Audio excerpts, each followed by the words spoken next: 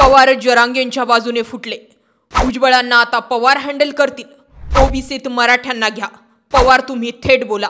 भुजबळांनी मर्मावर बोट ठेवलं। मंडल आयोगासाठी आभारी, पण विषय ओबीसींचा। मराठ्यांना ईडब्ल्यूएस, एससीबीसी, ओबीसी सगळंच पाहिजे।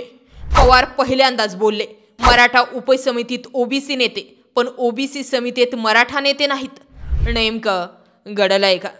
शरद पवारांनी ओबीसी विरुद्ध मराठा संघर्षामध्ये आता उडी घेतली। काही जरी झालं तरी याचा सोक्षमोक्ष लावावाच लागणार अशी भूमिका त्यांनी घेतलेली दिसून येते।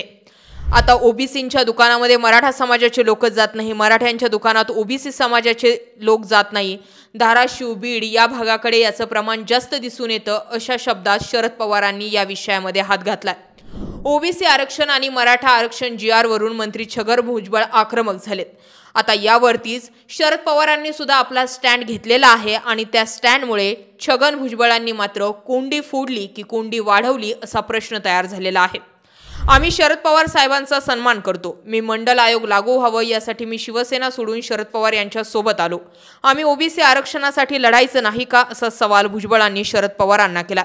शरद पवार यांचं मत आहे की मराठा समितीत सर्व समाजाचे नेते आहे, ओबीसी समितीमध्ये मात्र फक्त ओबीसी नेते आहेत। मात्र मराठा समिती ही उद्धव ठाकरे यांच्या काळापासून तयार झाली आहे, तेव्हा राष्ट्रवादी, काँग्रेस आणि शिवसेनेचे मंत्री होते।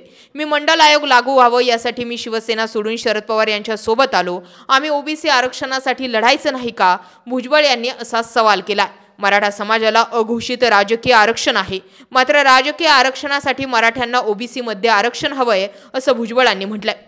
शरद पवार यांचा आदर करतो, परंतु अलीकडेच त्यांनी 2 वेळा असं म्हटलंय की 2 समित्यांमध्ये समतोल असावा आणि आज असं म्हटलंय की मराठा जी समिती आहे त्याच्यात इतर समाजाचे लोक आहेत, तर त्यात कोण आहेत? गिरीश महाजन आणि ओबीसी समितीमध्ये कोणी नाही असं सांगत भुजबळ यांनी पवारांना कोंडीत पकडण्याचा प्रयत्न केला। सामाजिक सलोखा निर्माण करण्यासाठी मुख्यमंत्री, उपमुख्यमंत्री आणि छगन भुजबळ यांनी पुढाकार घ्यावा असं शरद पवारांच्या सल्ल्यावर बोलताना छगन भुजबळ यांनी म्हटलंय की जेव्हा सर्व पक्षीय बैठक बोलावली जाते तेव्हा शरद पवार का गैरहजर राहतात असा सवाल त्यांनी केला।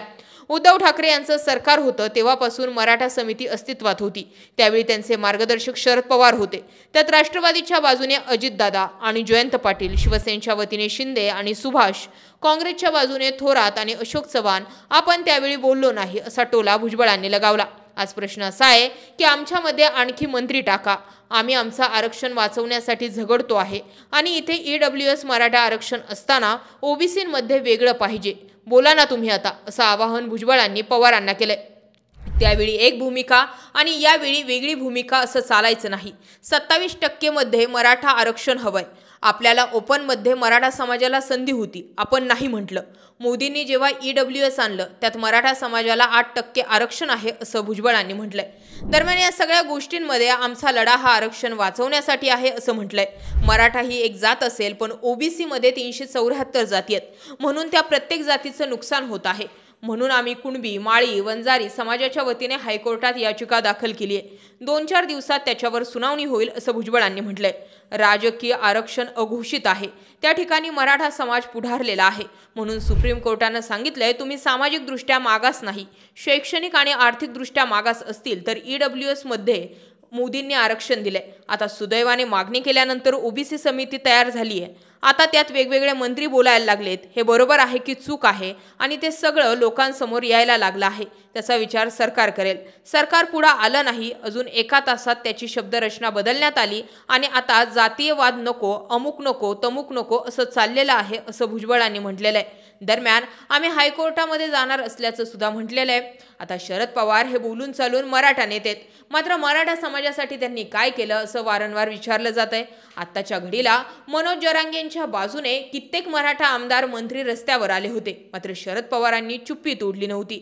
आता मात्र शरद पवार मनोज जरांगेंच्या बाजूने बोलताना दिसतायत आणि त्यामुळे आता इथून पुढे छगन भुजबळांना कसं हँडल करायचंय हे पवार ठरवतील का असा प्रश्न तयार झालाय। याबाबत तुम्ही काय व्यक्त व्हाल? कमेंट सेक्शन मध्ये जरूर व्यक्त व्हा। अशाच माहितीपूर्ण व्हिडिओसाठी आपलं चॅनल आवर्जून सबस्क्राइब करा। जय महाराष्ट्र।